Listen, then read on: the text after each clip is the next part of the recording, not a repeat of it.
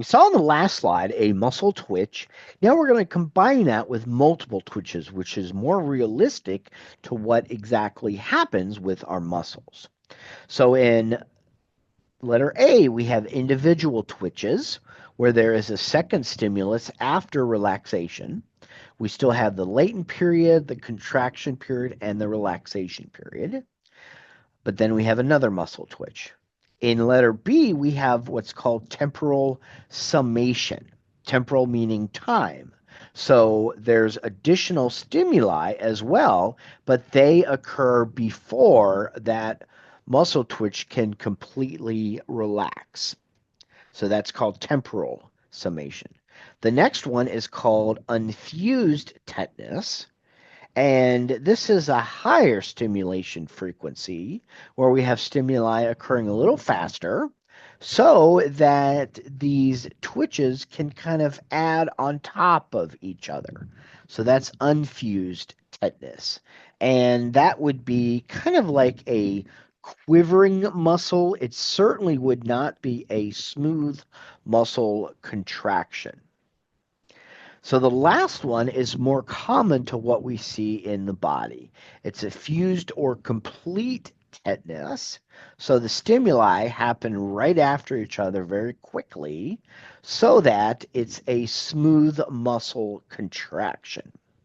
So sometimes when you see problems with these or weaker muscle contractions, there is a disease which is an autoimmune disorder called myasthenia gravis.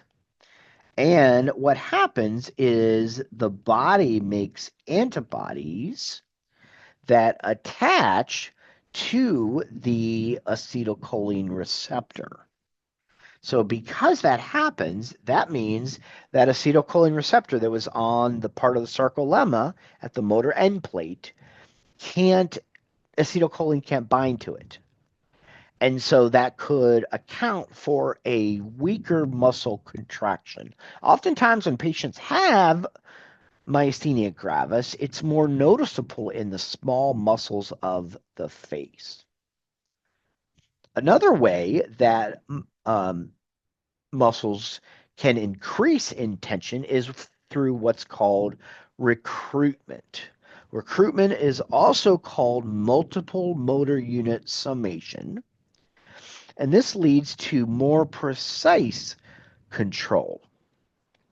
So this top graph is showing the stimuli to the nerve, and the threshold is the point at which we actually see something occur in the muscle. So the types of stimulus are subthreshold stimuli, where the stimuli is not strong enough, so no contraction occurs. Then there's a threshold stimulus where it's actually observable. And then finally, there is maximal stimulus, which leads to maximal recruitment. So just like a coach might recruit an athlete for their school, in this case, the nervous system is recruiting more and more motor units. So as you can see from going left to right here, this is a cross section of the motor units controlling skeletal muscles. And here only two are stimulated. And as we go from left to right, more and more are stimulated. So over here is maximal recruitment. So maximal recruitment means all motor units have been recruited. But the downside of that is that muscle then is going to start to fatigue after that if it's maximally used. The size principle also applies when we refer to motor units.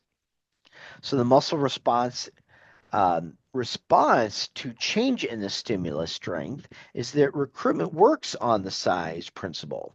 So motor units with the smallest muscle fibers are recruited first, and then motor units with larger and larger fibers are recruited as the stimulus intensity increases.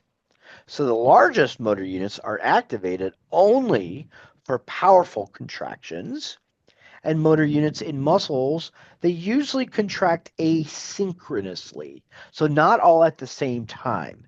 And this is very important to prevent fatigue. If all the large motor units were recruited at once, that large muscle would quickly become fatigued.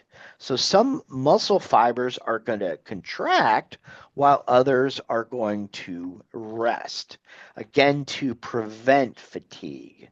So let's simplify this and imagine that we have a muscle with 4 different motor units. What's going to happen is that half or so of those motor units are going to be contracted, and then the other half is going to be contracted. And this is one way to prevent fatigue.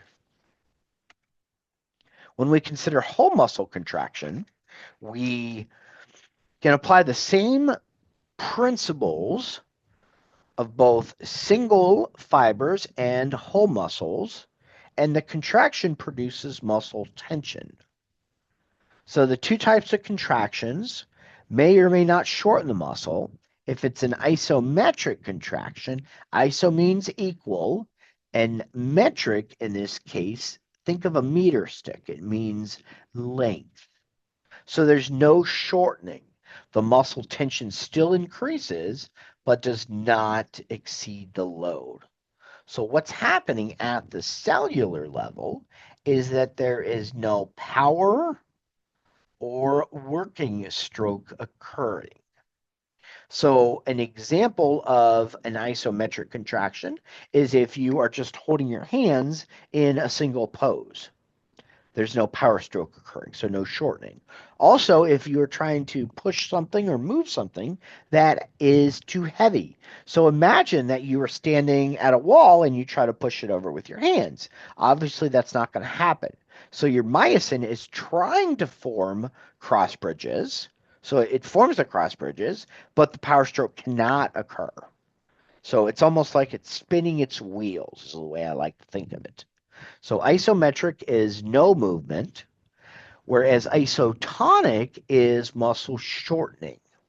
And there's 2 types of isotonic. There's concentric and there's eccentric. Concentric would be shortening of the muscle, whereas eccentric would be the opposite, lengthening of the muscle. And the image that you have in your textbook is on this slide. For isometric, which was the first one that we talked about, the muscle here is attached to a weight, but when it's stimulated, the tension increases, but the muscle does not shorten. And when we look at the graph of that, we see that the amount of tension develops, but there's no change in resting length, as you can see from this graph right here. For the isotonic, though, this is when we have a shortening or a lengthening. If it's concentric, the muscle shortens as shown here.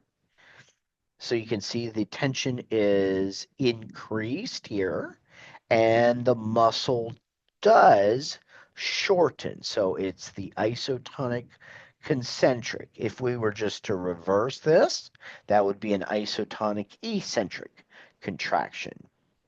So the way that a lot of muscles work to maintain muscle tone is that they are constantly slightly contracted. So it's almost like partial recruitment. So some motor units are recruited, then other motor units are recruited. So one of the roles of this is to stabilize joints and maintain posture. So right now, if you happen to be sitting, the muscles of your gluteus maximus, of your latissimus dorsi, all those muscles are helping you to maintain posture, and they're due to spinal reflexes, which are groups of motor units that are alternately acting in response to the input from stretch receptors in muscles. So it's a state of partial contraction in order to maintain muscle tone. This also happens in smooth muscle, for example, because when we talk about blood vessels, they stay partially contracted.